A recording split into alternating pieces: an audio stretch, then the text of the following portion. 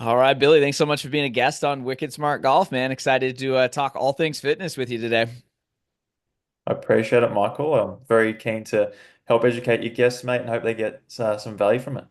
Definitely. Well, you're killing the value side of things. I mean, you got a massive following on social media, so congrats on you for growing your business and helping so many people. And fitness really is an overlooked side of the game. I mean, obviously we worry about our swing techniques and everything like that, and sure, it's important to a sense, but if you're not healthy enough to swing the club, it really doesn't matter. So, what do you feel like golf fitness even means to you? Like, what does that entail? Because I feel like there's just a lot of definitions. Is it mobility? Is it strength? Is it speed? What's your take on it? Yeah, it's a great question. And I guess to preface that, yeah, we have seen a massive growth in golf fitness in especially the last 5 to 10 years. I guess traditionally golf was seen as that in brackets older person sport, and people were almost deemed to just, I guess, go about their own way and you could have any physique. Whereas now we're seeing a lot of the best players in the world start to really change. And obviously, distance is a huge part of the game now. So we're seeing the physiques change. But golf fitness to me is just being able to perform consistently. And I talk about five key fundamental areas. So we've got mobility, balance, stability, strength, and power. So it's being able to utilize all of those and again, making sure we can do it for the long term as well. Yeah, that's interesting. So, how long have you? I know you've been playing, like you said, for almost 20 years. I think you mentioned, or probably 20 plus years, and you've been on the fitness side. I think you said for like 7 or 8. So, when did you start to kind of piece together, like, wow, this isn't just mobility or isn't just strength? When did you kind of realize it is like a five-part equation? Which is kind of funny because I always say Wicked Smart Golf is a five-pillar approach. So it sounds like you have your own five-pillar approach to fitness. Yeah, 100%. And I guess, like you probably know as well, with time, you start to pick up certain things and certain patterns. And like to start with, originally, I was really big on the flexibility piece. So, making sure that golfers could just move really well, get into the swing positions they wanted to get into, making sure the coach was happy with them getting into those spots as well. But then with my physiotherapy side, we know that strength training is huge for injury prevention. So, with overuse injuries, for example, there's a lot of research to suggest that 50% of injuries can be reduced by doing good strength training. So that's a huge number. So then that piece comes in. And then with the power element, with a big speed push, then my knowledge is growing there as well. So obviously that's where certain protocols will come in using speed training devices and certain training philosophies. So it's just slowly piecing these things together. And like I've changed a lot in how I work in the last 7 odd years. I'm sure that will continue to develop as more research comes out. That's what makes it interesting, right? Like we discussed before the podcast, golf's just a crazy game, and there's always more to learn. Yeah, it's just like the more I learn, the less I feel like I know. It's just a black hole of things, and I feel like it always keeps us guessing. But we got guys like me and you that are trying to help people and speed up success. So let's talk about what a lot of people are doing wrong with the fitness side of things before even what they should do. Like I said, I've been a personal trainer. I've had my own ups and downs in fitness. Feel like I'm in a nice flow right now with strength and full body and flexibility and mobility. I feel like we're in a pretty good spot, but it's taken me a while to get there too. So I know I made a ton of mistakes. What do you think some of the common mistakes that most golfers need to kind of avoid before even getting into what they should do? Yeah, and I made a post about this just recently, and I think it's really important, especially coming into the new year. Typically, people have these goals or they've got these aspirations with their game or whether it's for their health.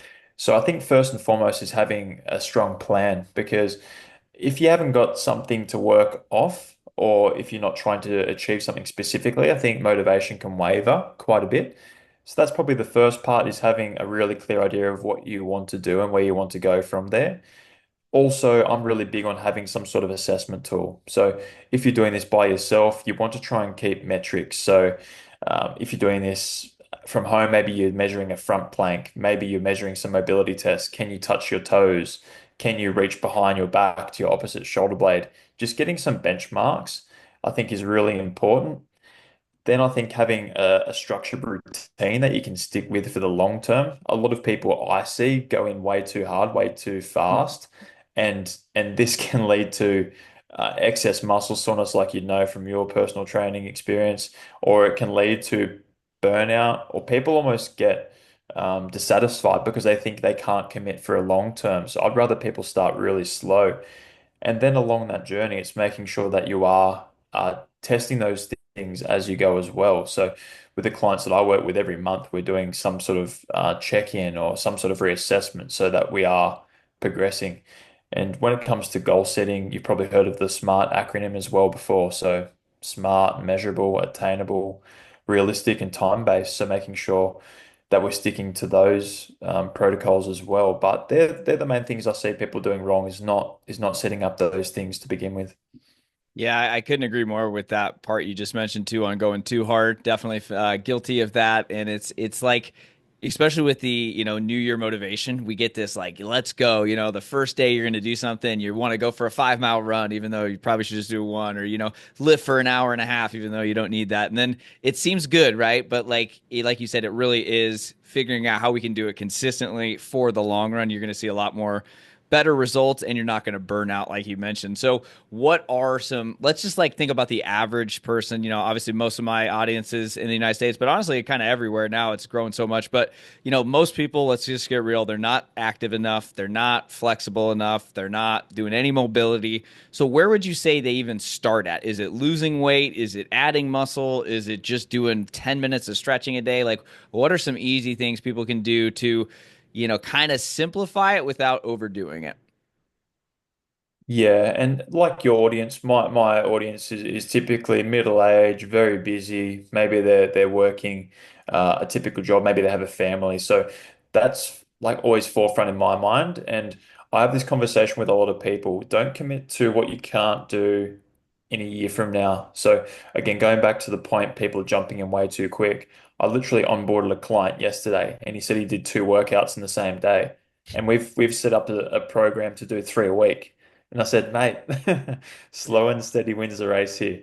So if we're talking about where to start, I think we can try and get a lot of those improvements at the same time. So you said weight loss, mobility, strength gain. So that will be built in, I think, with consistency with training. I like to start with most clients if they haven't got much of an exercise background, a few sessions a week, 30 minutes. In those sessions, typically there'll be a combination of stretching. So I like 5 to 10 minutes of golf specific stretching.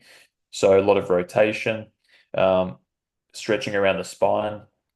Then I like some sort of strength element. So we could look at lunges, squat, certain presses, and then as they're getting better, some sort of power component as well. So if you're breaking that down into minutes, maybe 5 to 10 minutes stretching, 5 to 10 strength, 5 to 10 power. Perfect. Okay. So, like you said, kind of 3 days a week. That's what you said you're working on with that client. That's actually kind of what I switched to. I was that guy that was doing 2 a days. More for the mental benefits, I think, too. Sometimes I like just to like do hard stuff, and I don't like running, so I'll go running sometimes, stuff like that. But this year, I'm really the last few months, really in the off season, I'm trying to be super committed to doing things that I know will help not only my health but my golf game, and really like kind of aligning those two and trying to put the David Goggins challenges aside for a little while just to like really get some stuff and making sure it's like all intentional. So this is something that I feel like I've learned a lot more recently. I'm 37 and I used to live 5, 6 days a week. I just feel like I was doing that and just not really seeing the results anymore. So I kind of switched the last 6, 8 weeks to 3 days a week, full body, doing heavy on those days, and then the other days either doing some speed stuff, some mobility, some strength. What do you think about that? Because I feel like that's pretty sustainable doing 3 full body days, and then the days in between we can kind of target some other areas. What's your wicked smart advice on that one? Yeah, I love that. And again, going back to my original point, we want to make sure that long term is the plan. We're thinking about what can we stick consistently to. And I've had a Hmm. number of clients that have been with me for a number of years, and typically their training routine is that it's a few days a week. Hmm. And don't get me wrong, if they want more, I can add more. There's not, there might be one or two of my clients that are doing 7 days a week, and even that I wouldn't recommend. And if they are, a lot of those days will be just gentle stretching for 10 minutes. So Hmm. it's not going hell for leather. So I really like that, a few days a week. And again, working around like your lifestyle as well, and what phase are you in too. So Hmm. let's say, for example, if a client's traveling, we might back that down a little bit. or let's say if it's off season, they're in America like a lot of my clients are. They might be able to ramp it up a little bit more too because they're playing less golf. Hmm. So it will fluctuate a little bit, but yeah, I like that advice, mate. And yeah, obviously with your background as well, like you've probably worked out what suits you for the long term as well. Hmm. Yeah, 100%. So it sounds like it's very individualized, right? Kind of starting with where you're at, and I think just hopefully everyone's like understood. You've said it 3 times, and I try and stress it too with like the mental game. It's a long term thing. Like we don't. Everybody wants this stuff tomorrow, but it's like if we have that ability to just say, "Hey, I'm going to do this for the long term," and I know the results are going to pay off.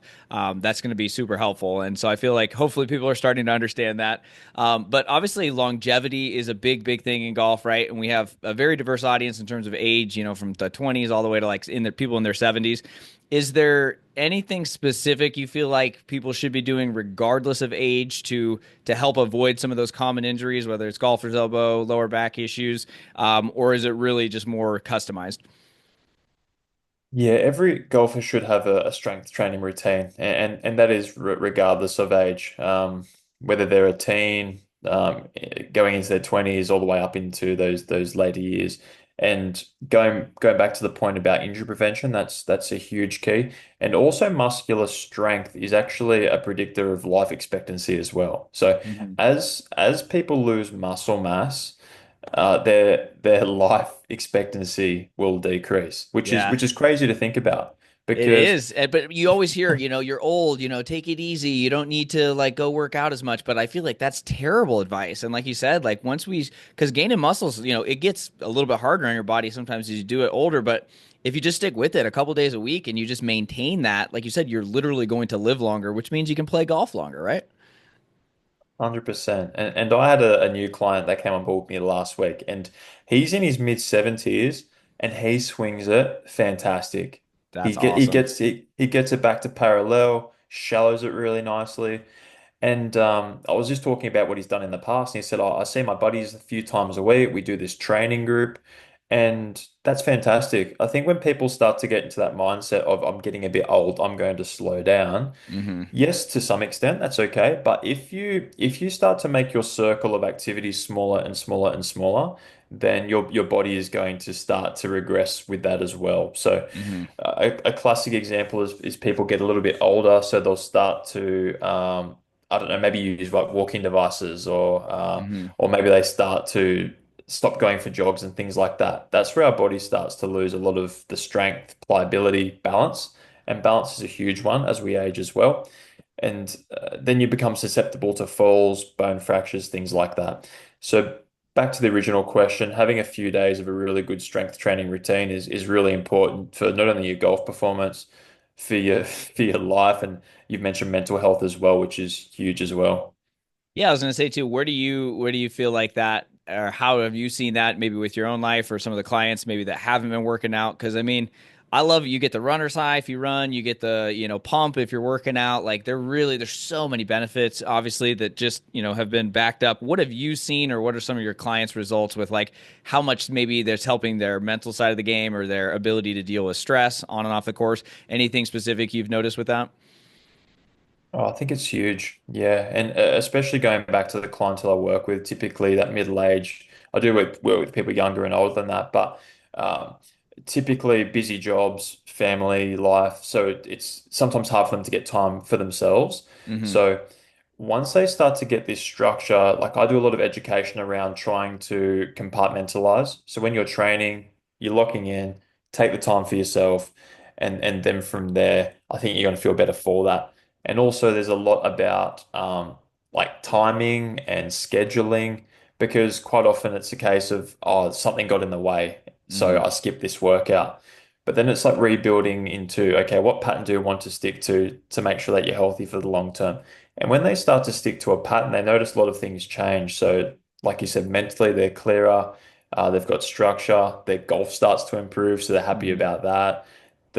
The most common comment I get is my wife says my butt looks bigger in a good way, or I'm losing like a shirt size, Yeah. and the wives a lot of the I've not met a lot of the wives, but a lot of the wives are encouraging them to keep on going because of Yeah. all these benefits they're seeing. So, Yeah. or even the females, the male partners are commenting on their physique. So it all builds in, right, to better golf, but better just general happiness with that too. Yeah, and that's the thing too. Confidence is, I mean, if you feel like you look better, you're gonna dress better, you're gonna like just feel a little, you just walk a little bit differently too, and obviously if you are trained in the right way and you're not super sore or something going to the golf course, you feel good, you feel stronger, like you can start practicing maybe a little bit more, or you can kind of lean into rounds of golf and maybe walk instead of ride. Like you just feel different out there, and it's amazing what that can do to your mindset on the course and just feeling like, wow, I have the ability to hit these shots. I can hit this drive. I can take on this par five. Like it's like a positive snowball effect in all areas of your life. Speed is a big thing there. I know that, like we said, if we're getting stronger, we can start swinging a little faster. Our body can get more adept to those higher swing speeds. What's your take on swing speed or increasing it? Like, how does weightlifting play in versus doing, ripstick or super speed? How would you kind of program that for your clients? Yeah, yeah. So speed's a huge topic, like we've discussed just briefly. And if golf performance and shooting the lowest possible score is a goal of yours, I think you should be doing some sort of speed training element at some point. And I guess I need to preface that with the timing of this as well. So you need to consider, am I currently injured? Is my body performing okay? When I mean performing, are you mobile? Stiffness, aches, etc. Are you doing any swing changes at the moment? Are you playing solid golf? Because I think timing is quite important. So when a client comes on board with me, typically that wants to get speed. There's, I guess, a phase we'll go through. So normally the first 4 weeks is trying to clear up any big mobility deficits, try and make sure that pain is getting reduced.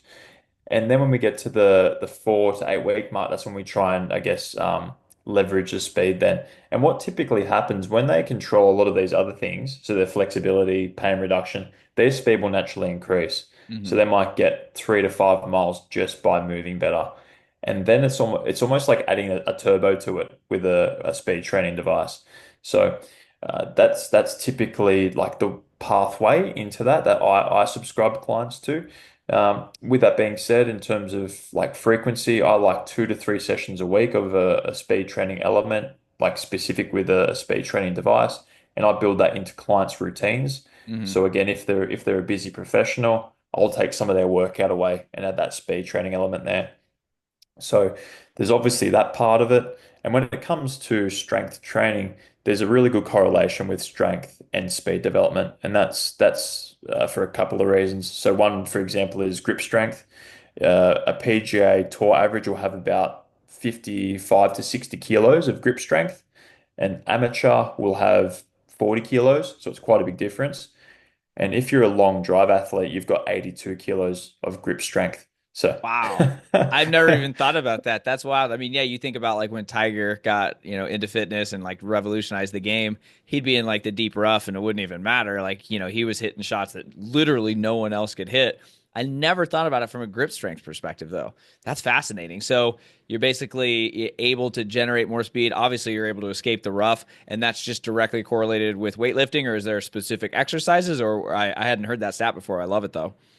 yeah, and that was published by Super Speed Golf, and it's a fantastic study that they did. And yeah, going back to Tiger, apparently in his prime, he was swinging at close to 130, if not above. So That's some so some crazy. And that was a steel and shaft driver he was playing too. Like, let's never forget that. it's mental, right? And especially for that time and compared to the field, it was just so different to anyone else. So yeah, like when it comes to rough, like you mentioned, it's ridiculous. When you look at some of the really strong guys on tour, like Koepka, Bryson, etc., it they play different. And even going to the US Open with Bryson, like his ability to navigate the rough was incredible. Um, and yeah, going back to the original question, sorry, can you just rephrase that again? I've completely gotten No, yeah, sidetracked. I was just wondering with the grip, like, was that from specifically like a workout? Like, were you doing more like arms or forearms or shoulders, or was that just like overall weightlifting directly correlates more to better grip strength, which then obviously correlates to more distance? I just want to make sure I got that right. Yeah, for sure. I'll clear that up for you. Thank you. So I like clients just to get generally stronger through compound lifting Hmm. so that the grip strength will catch up over time. And don't get me wrong, you could do grip specific strength. There's those hand exercises, Hmm. but I think just bang for your buck time wise, Yeah. if you lift heavier with, let's say, a deadlift or a press, naturally your grip strength is going to get better over time. Hmm. Pull-ups are another great exercise for that. So I don't expect clients to do wrist specific strengthening just to get that grip strength. It's Right. going to be a correlation with just improved overall strength. Perfect. So compound lifts, you mentioned that. That's been my big focus. So I'm doing, bench, deadlift, squats, shoulder press, like just the big, most bang for my buck. Trying to do the minimal amount for the maximum amount payout is kind of how I'm trying to reframe it because business is taking a lot of time in a great way. So I want to make sure we're doing the right stuff. So you mentioned deadlifts, squats. It seems like are pound for pound, arguably one of the best, if not the best exercise out there. Are there any workouts or exercises that golfers should avoid? Because I know deadlifts always kind of scare people as well. Is there any that you feel like they need to really be careful with or kind of start with something else before you maybe graduate to certain compound lifts? Yeah, I'm pretty reluctant to say don't do this exercise or don't train in a specific way. I think it's really important just to scale it though with time. Hmm. So you need to think about your training history, uh, how mobile are you? How is your body in terms of injury? And then just picking those right things at the right time. I will say with most people, you can always alter it, make it easier, make it harder. So let's say for a squat, if they're really struggling, they can sit down to a bench. Hmm. Or if they're doing really well, they can do an overhead squat. So it's trying to scale that. I will say to most people, I wouldn't start with high complex Olympic lifts, so clean and snatch, clean and press, those sort of lifts. That's something they can build up with. But I'd certainly recommend most people that are listening, you should be able to do some sort of variation of a squat. Deadlift get a bad rap, but other ones you can do or variations you could do as a trap bar deadlift, that's fantastic. You see a lot more athletes going to that now. There's not a high range of motion, but you still get really good benefits in your golf postures through doing that. Hmm. And yeah, I think even a bench press with the golf swing your chest will work at 90% of its peak velocity or peak power through impact. So you need to be quite strong through the chest. I get most of my clients to do single arm Hmm. because again, going back to you getting more leverage for your time with a single arm press, you're going to be training your core and your stabilizing muscles as opposed to doing a bench where our feet are flat. We're not having to resist that load as much. Perfect. Yeah. And speaking of core, where does that play in? Is that something you add on before or after the compound lifts? Are those on the different days, or is that with speed? There's obviously people just think of like sit-ups and stuff, but obviously there's 10, 1,500 different ways to train your core, not just like your abs, right? So there's so many different ways to do it. Where does that fit in? And are there any workouts that you like golfers doing specifically in terms of abs and the core oblique area? Yeah, core's huge for golfers, and for anyone listening, I'd encourage you to do a front plank and a side plank test and see how long you can hold that. So What should 90 we shoot? sec What should we shoot for? yeah, 90 seconds is optimal for all of Okay. those. So 90 Okay. seconds on front, single arm side on both, and that should be what you aim for. And as a golfer, core is so important. If you look at some of the best, like Rory's a great example, how compact he looks and Hmm. how solid he looks through the swing. There's very little excess movement. He's just locked around that midsection in a positive way. And all of the workouts that I do with golfers, whether it's an upper body or lower body or core specific workout, it will have a core element in there. Hmm. And my clients, if there's any of them listening, they will laugh because quite often I won't swear, but they'll send me a message on the training app saying, F you, not more side planks, Feel not feel free. I'll just hit the explicit button. Feel free to more. cuss. It's all good. It's all good. Yeah, you got to you We'll got be to do it like, sometimes, It's like those ones when you have like the 90 seconds is a long time, by the way. I was just thinking, I'm like, that's a good test. I don't think many guys are gonna have that, guys or girls gonna have that right out of the gates. I feel like you're gonna have to work up to that. 100%. And I guess when I look at core specific workouts, then I like a lot of banded work, so banded rotations, banded Hmm. chops. Med ball work is really handy for that, throwing a medicine balls at a wall, slamming them down, because you're Hmm. getting also a power element at the same time as you're working around Yeah. our spine. And I guess the key thing when it comes to core training is maintaining your posture and maintaining your golf posture.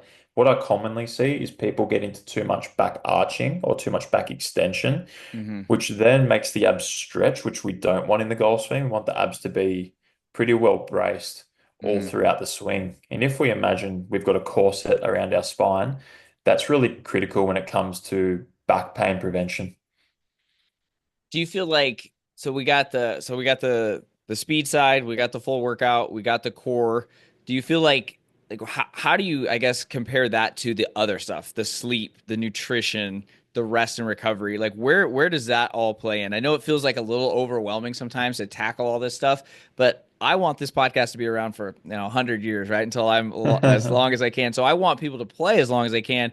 And I think all the stuff we talked about is really key, and I think it will help. And I know I've seen it in my own life and a lot of people, but there's the other stuff, right? The off the course stuff too. So how do you kind of map that out? Do you recommend people tracking their food, sleep? Like how does that all play in with your side of the fitness things? Yeah, and these are all one percenters and they matter a huge amount. So when my clients they'll do their weekly programs, and I get them to fill out a form at the end of the week. And one of the questions is, how was your training week? How hard was it? Then the next question is, how were your recovery strategies? And that's all Hmm. of those things: nutrition, hydration, sleep, stress management. And yeah, if we are struggling with those, we're going to see a number of things happen. Typically, illness, uh, we'll get sickness that will go up, so the immunity will drop. Soreness will increase. Injuries will also increase as well with poor sleep. So when it comes to how do I get people to manage that, I think firstly, because it's in their check-in question, they will Hmm. automatically start to think about it more. So the Hmm. first week they normally answer, it was pretty poor. Then the second week they say, hey, I got 7 hours of sleep. Next week it's I got 8 hours. So firstly, I think just having it front of mind for them, they start to action it. I think there's some great devices out there, whether you're wearing an Apple Watch or a Whoop. I think that's fantastic to look at how you're tracking with all of those. Hmm. And in terms of diet work, because I'm a physical therapist, I don't go too much into it. Like I will share resources from our Australian Sports Institute, which gives them like guidelines of what to aim for. So I like 2 grams of protein per kg of body weight. That's a good benchmark. I like when they're on course to drink 3 to 4 liters of water, depending Hmm. on the conditions. If it's more humid or hot, you will drink more. But there's some just general guidelines I like to use, Michael. Yeah, I think that's key too. I mean, the dehydration, I think that's when I realized is like such a big thing because you could be fit as hell, but if you get, you're playing in this Arizona heat, and if you're not like hydrated, you mentally can't make the right decisions sometimes. You can't like function, you're not thinking as well. So yeah, I really challenge everybody to get on that and just like it's just funny how those little things, maybe it's because I'm like coming up my 40th birthday in a few years, so I'm like really trying to find ways to biohack and do everything better, but it's shocking how much that stuff can make such a big difference. I even had a PGA Tour winner on the show, and he said one of the biggest things he sees with amateur golfers is when he's playing in pro-ams, they fizzle on the last 4 or 5 holes because they had so much adrenaline early in the round because they're playing with a pro, they're playing a pro course. They didn't eat very much, they didn't drink very much, and all of a sudden that adrenaline wears off, and then they just collapse right at the end. So it's like one of those things where you got to kind of stay ahead of it. It's like the little things though make such a big difference in this game. Oh, it's yeah, it can't be understated, and there's a lot of research around that as well. And I think a 2% uh, dehydration factor will account for about 20% loss in strength. So you've got that part. So you're going to lose swing speed on the course, concentration, headaches. It's a huge thing. And I guess for a rule of thumb, like say if you're going to the bathroom, if your urine's like a green or yellow color, you're dehydrated. If it's clear, you're well hydrated. And it's annoying, right? Like you don't want to be on the course having to go to the bathroom every 3 to 4 holes, but it's the cost you pay for elite performance. And going to nutrition, you want to eat small, constantly. So maybe like you're snacking on a protein bar or snacking on a banana every 3 or 4 holes, but you want to be on top of your energy management, just so you're not getting these spikes up or spike down. Typically, what I see when I'm playing with just locals at my club, like this pro was referencing, people don't eat very much, or they might go to halfway. They'll grab a chocolate bar, they'll grab a Gatorade. So for the 10th, 11th, 12th, they're doing all right. Then it gets to the 14th and they're just drained. Yep, it's funny, man. I know I mean, a hot dog, hamburger, they're always good, but then you're like, there's nothing worse than trying to swing full. And then at the same time, I hate it when I'm like in a tournament and I forgot to eat enough. And then I hear my stomach growl over like a birdie putt. I'm like, oh my God, like, what are you doing? So it's like, I really joke though. It's like the little things, and it really does make a big impact, obviously, on your swing. Like you said, I hadn't heard that about dehydrated and how you're not able to channel your strength as much. But mentally, like I said, golf is hard. I mean, if you don't have all your mental cognitive abilities, like, geez, good luck. So I think that that can help. I feel like we've tackled a lot of different things, but one area I still feel like so many golfers screw up is pre-round warm up or exercise activation, like whatever you want to call it. I go to the range all the time and I just watch people just put their bag down and they're just like into mid irons, into driver. I'm like, do you want to get hurt? Like, what are you? Is wicked stupid. It absolutely kills me. So, what do you see as good players? Like, how do you warm up? Do you do it at home? Do you do it at the course? What are some best practices so that way we can avoid injuries and show up ready to go? Because there's nothing worse than like taking 6 holes to feel like you're warmed up. I'm going to use that quote, mate. Not doing warm up is wicked stupid because I 100% agree with you there, mate. Love it. And and I guess for me, so in terms of like a framework around that, I'd like clients to warm up within 60 minutes of them teeing off. So some people will warm up too early, so they might do their warm up 2 hours before they play, for Mm, example, okay. and we'll start to lose those benefits.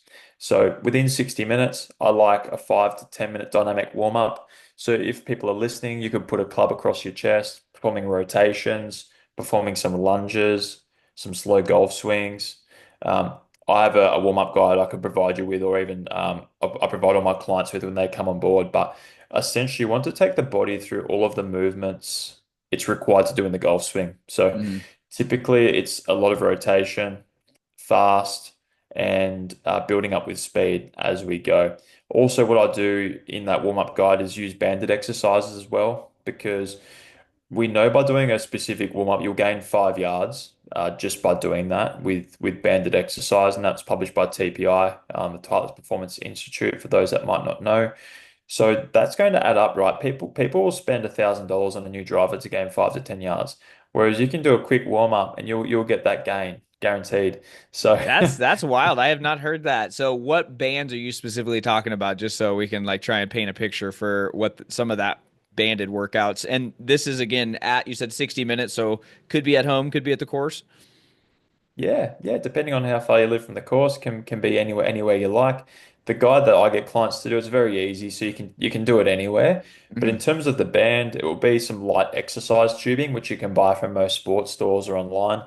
And what you're doing with this band is, if you're holding a band in front of you, you'll be pulling it apart, rotating. Hmm. One I love is you'll put the band under your opposite foot, hold it in your opposite hand, and you're trying to make a backswing, and then you're trying to go into the opposite position, going into an impact position, raising Okay. that band.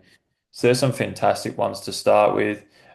One just pulling the band apart, one where you're just holding the band in front of you with one hand, the opposite shoulder is going to be rotating back. There's some fantastic ones, but again, when our body is warmed up, we're getting blood flow to the muscles. Also, neurologically, our brain is starting to think, okay, I'm getting prepared for something. And it's like with a car. If you jump in your car and you slam down the accelerator, the revs are going to be super high, and the car's thinking, holy shit, what am I doing right now? Yeah. Whereas if we're at the golf course, the same thing. We don't want to be smashing drivers as soon as we get there. We want to build up to that. So it's I'm going to telling you, help I with see it so much. I'm like, what are we doing? Like, just like slow down. Like, watch what the pros do. Wedges, irons, fairway woods, then driver. It's crazy. It's crazy. So that sounds effective. Honestly, I need to improve that. I either do stuff at home at my at-home gym, or I mean, I go through like different stretches and stuff, but I've never used any bands. So we'll definitely link to that. I don't know if that's like a free guide you have or if that's something paid, but we'll definitely link to that because I think that's key because I don't think everyone has, the time to go to the gym and do all this stuff, right? It's like you got 5, 10, 15 minutes, then you want to hit some balls and kind of get into it and get ready for the first tee. But it sounds like that can really help a lot of golfers, and you doing this before you're hitting any balls. And I feel like you're just going to stay away from those injuries too, because, right? Like, I feel like that's what kills so many guys. Like when you're if you just never going to play your best if you have that lower back injury from simply rushing that warm up. Yeah, 100%. And that guide, yeah, it's totally free. And again, I've tried to make it as simple as possible. And yeah, like you've just prefaced, there's research to suggest it's going to increase your distance, decrease injury, improve performance. So Hmm. again, if you're already playing golf for 4 to 5 hours, spending an extra 10 minutes to improve your game, it's literally a no-brainer for me. And look, don't get me wrong, I've skipped warm-ups in the past and I've paid for it. Like with We back all have. stiffness or yeah, or poor golf, right? So now it's a non-negotiable. It's boring. I don't enjoy it, but it's just one of those boxes you need to tick. Yeah. That makes sense. That makes sense. Well, that's good to know that even you don't look as forward to it maybe as you want. But like you said, it's setting you up for success. And everybody can do it. And it sounds like do you just carry that band in your golf bag or car then? Is that just something you kind of always have with you? Yes, sir. It's always in Okay. the golf bag. So All I've got right. a band. I've got a little like a lacrosse ball, which is like a self massager. So any tight areas, I'll roll that through. Hmm. So yeah, that should be your best friend. So do you recommend golfers to not do their workouts before the round then? They just do kind of a golf activation exercise, like kind of warm up routine versus like a full on workout? Yeah, that's a matter of preference, and it's a question I get asked quite a bit. So my tendency would be just sticking to a warm up. But some people really like the feeling of being like activated whole round. So like Hmm. if they enjoy one of the workouts and they feel like it's not going to affect their movement patterns, happy days. For me personally, what I find after a workout, like you get that increased blood flow, I feel like it affects my sequencing and timing. So I prefer just to do my warm up with more just stretches. But some golfers, for example, I know Adam Scott for a fact warms up for 2 hours in a gym before he plays. And Jeez, that's wild. 2 hours? 2 hours before and 2 hours after. And Man, that's and a this is long day of golf because golf on the PGA Tour is like 6 hours already, and then you got to warm up for an hour and a half. That's an all day event. it's crazy. And I guess it's probably the reason why he's played, I think, 89 majors in a row, which I I was think is gonna some say sort of though, he record. I saw that stat not too long ago, and I was like, damn, if I looked as half as good as him and I played that many majors, clearly it's working. So that's cool. Have you what's golf like in Australia? Like I've never been. Tell us a little bit about what that's like and what the courses are like, or if you've traveled and just kind of the whole vibe over there. I always love to learn more. Yeah, golf in Australia is fantastic. So it's a country where weather is quite good year round. And before our chat, I'm based in Brisbane, like I mentioned. So Brisbane, it's nice and warm. I'd say for courses in Australia, if your listeners haven't been here before, I'd certainly suggest Melbourne. So we've got what we call the Sand Belt. So it's where they played the President's Cup in 2019, That and looked a lot of awesome, by the way. That looked really good. 100%. And it's very linksy. It's super hard. It's super quick. You Hmm. get gnarly bounces. And just for your imagination, it's crazy. So it makes you play a lot of different shots. So I'd certainly suggest Melbourne and Tasmania. Again, very linksy style courses, very windy, and it's very challenging. But yeah, for Australia, we're very lucky in terms of the courses we have and also the access to golf as well. Nice, nice. How what's your tournament schedule like? Or do you play in any competitive events or any club events? What's that been like? I know you've been playing for a long time. Do you get into the competitive side much? Myself, I really focus on the business and getting clients into the competitive stuff. Like I'll play in just Nice. like the weekly warrior comps. It's like Yeah. on my Sunday, that's my golf day. Hmm. It's something I want to improve more upon though. Like you, my business has really grown in a positive way the last couple of years. Now I've Nice. brought some staff on board, which helps me get out into the course more. So it's something I'd like to do more of in the future, get into some amateur events and start working on the short game a little bit more because that's where that's where I can certainly pick up a lot more strokes. Yep, we all can, right? That's it's one of those things where it's not as fun to practice, but man, it's nice when you miss a green and you're like, nah, no worries. I'm a great chipper. I'm gonna get this thing up and down. It definitely can kind of help have that ripple effect of confidence throughout your bag. Do you in terms of like, helping people, is it mainly online? Is it in person? Before getting into some of my last questions here, what are the best ways, people can work with you and learn more about your stuff? Yeah, I appreciate that. So yeah, 80% of my clients are online. So we do an online assessment. I write online training program through the software I use, which has developed a lot over the years. So if people to reach out, you can include some information in the bio, Michael. That'd be fantastic. Or they can find me at Golf Physio Australia on Instagram. So it's golf underscore physio underscore Oz, spelled AUS. But yeah, that's the majority of my clients. I see some clients face to face in Brisbane, and yeah, I'm just really passionate about getting people moving better and playing better as well. I love it. Yeah, you gotta do it. And I think having a coach can really help a lot of people just build some of those habits. Because I always joke, school didn't teach us much. It didn't teach us how to breathe properly. It didn't teach us how to use our mind properly. Didn't teach us how to, eat right or work out and do all these things. So I appreciate you helping so many golfers because I've seen it in my own game firsthand. I know a lot of friends that have lost weight and added muscle, and it's helped their life, but obviously their golf game too. And so a lot of benefits to it. So congrats on growing your business. It's not easy to do. So awesome job there. And before getting into the last question, I like to do some rapid fire questions here and there. So I'm curious, what is your dream foursome, dead or alive? Any golfer you'd like to include there?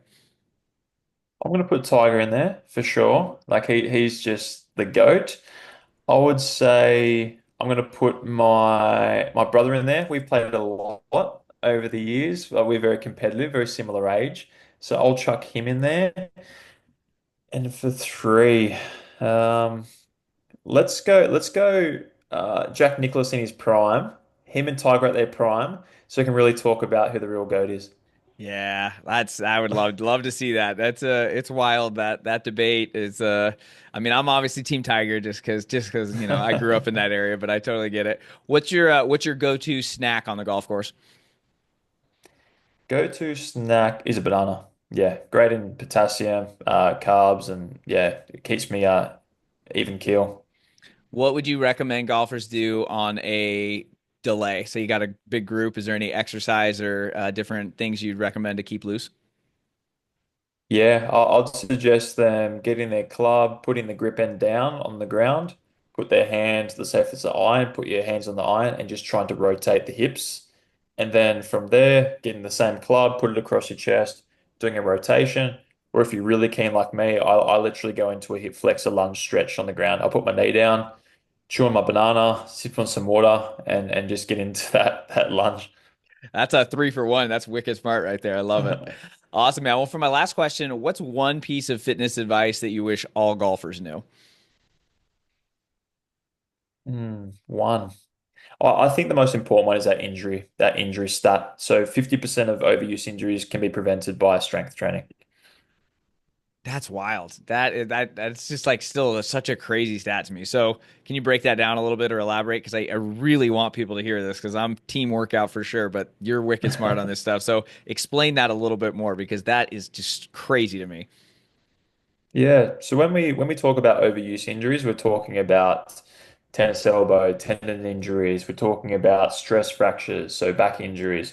So if we're doing a consistent strength training routine, the chances of that happening will reduce by half. So it's just a huge amount. And for a lot of people that are struggling with these aches and pains around the elbow or back, just by having again a set up routine that you do yourself or with a trainer it's just a no-brainer for me. And again, like we've discussed, it comes with all these other benefits, mental, how you look and your appearance. So again, non-negotiable for me, and I'm a little bit biased. No, I mean that's awesome. I mean it's I love numbers, like my book and my next book really include all the stats about, different parts of the game, but I don't know nearly as much on the fitness side of things. So hopefully the great stuff you shared today will inspire people to take action. We got the new year coming up and I always say the new year motivation, I'm not a big resolution guy, but like use that motivation to start a new habit.